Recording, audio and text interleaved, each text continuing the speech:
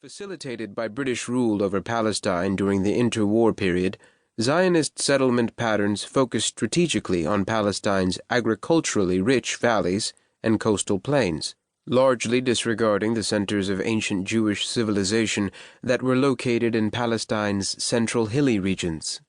This geographical division between the plains and the hills led to a profound redefinition of the territorial location of the Jewish homeland in the first half of the 20th century.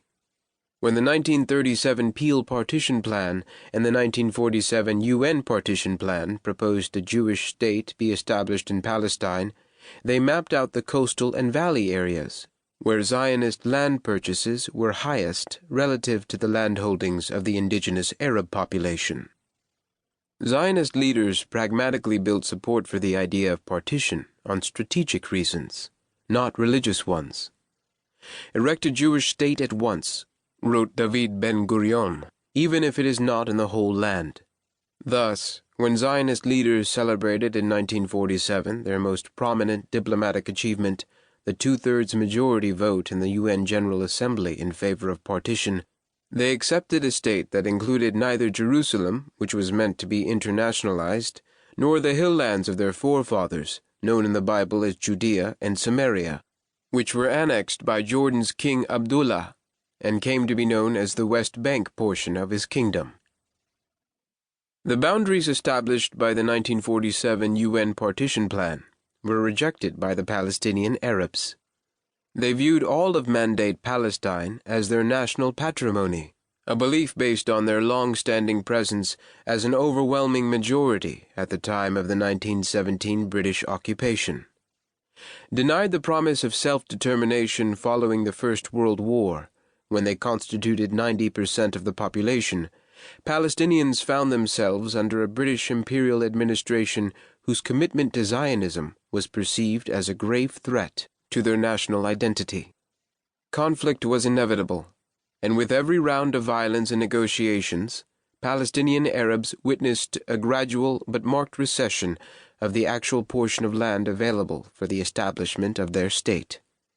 The 1937 Peel Partition Plan envisaged an Arab state on approximately 75% of Mandate Palestine.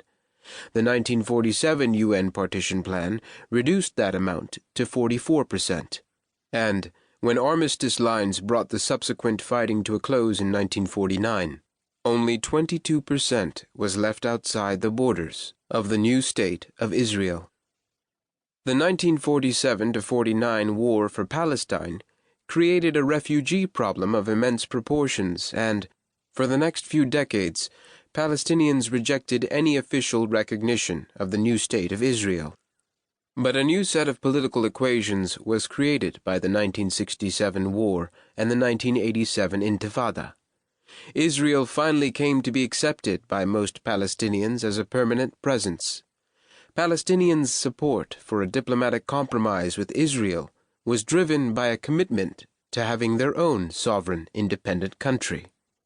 In 1988, the Palestinian leadership officially accepted partition of what was Mandate Palestine as offering the necessary chance for a peaceful resolution to their century-old conflict with Zionism. Acceptance of Israel on 78% of Mandate Palestine was put forth as a historic compromise.